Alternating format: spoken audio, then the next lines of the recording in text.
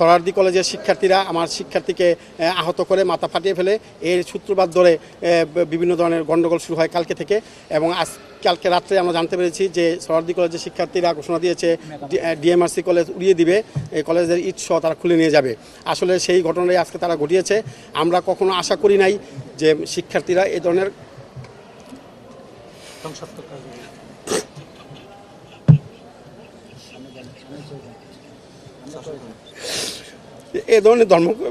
কর্মকাণ্ড করতে পারে, ধ্বংসযোগ সকল শিক্ষা প্রতিষ্ঠানের শিক্ষার্থীদের, তাদের লেখাপড়া, তাদের কাজও লেখাপড়া, কিন্তু তারা আজকে এই ঢাকার সুনামধন্য টপ 10-এর একটি কলেজ, এই কলেজ এত সুন্দর একটি কলেজকে কীভাবে তারা ধ্বংস করলো। আসলে শিক্ষার্থীর সাথে কিছু ছাত্র অছাত্র, কিছু ভাড়াটে, বিভিন্ন কুচক্রী মহল এখানে এসে আজকে এই ধরনের অপকর্ম করেছে। কিন্তু দেখেন আমাদের শিক্ষকরা, কবি নজরুল সোহরাওয়ার্দী কলেজের শিক্ষার্থীদের আমরা সেভ করে দিয়েছি, এবং আমাদের শিক্ষকরা আহত হয়েছে তাদেরকে সেভ করার জন্য। তারপরও তারা আমাদের ক্ষান্ত করেনি, আমাদের প্রায় 50 থেকে 60 কোটি টাকার ক্ষতি করেছে। আমাদের যে অ্যাকাউন্টসের যে বোল্ডার ছিল যে সেটা ভেঙে সার্টিফিকেট, শিক্ষার্থীদের সার্টিফিকেট নিয়ে চলে গেছে, তারপরে টাকা পয়সা নিয়ে গেছে, আমার 3000 ফ্যান ধ্বংস করে ফেলছে, ল্যাপটপ নিয়ে গেছে প্রায় 20 থেকে 30টা, এবং আমার কম্পিউটার সায়েন্স ল্যাব, কম্পিউটার সব প্রায় 100-র উপরে আমার ছিল, এবং সিসি ক্যামেরা আছে আমার 300-র উপরে। এই সকল সিসি ক্যামেরা নষ্ট করে দিয়েছে, এবং টিভি, লিফট, আমার এখানে 5টা লিফট বড় বড়, এই লিফটগুলো নষ্ট করে দিয়েছে। হিসাব করলে 60 থেকে 70 কোটি টাকার বেশি হতে পারে।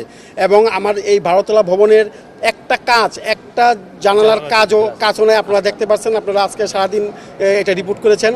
আমি প্রশাসনকে বারবার কথা বলেছি, প্রশাসনের সাথে সকাল থেকেই তাদেরকেই করছি, কিন্তু তাৎক্ষণিক সেই সময়ে আমরা প্রশাসনের কাউকে দেখতে পাই নাই। এই জন্য আমরা হয়তো প্রশাসন যদি আরেকটু শক্তভাবে ভূমিকা নিত হয়তো এটা সামাল দেওয়া যেত।